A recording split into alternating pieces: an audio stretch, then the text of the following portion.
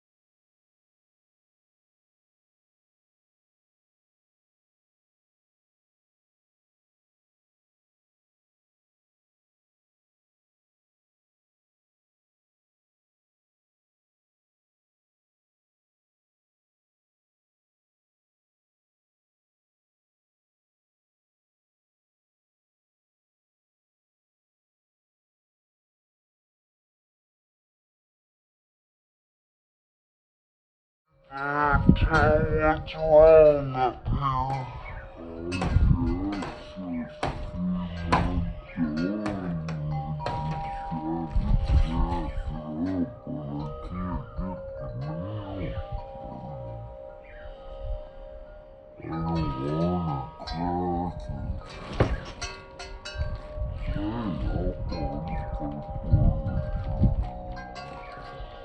Yeah, just put it there on the hole.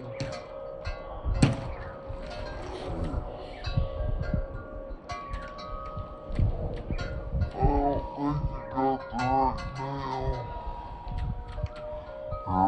Here, let's restart.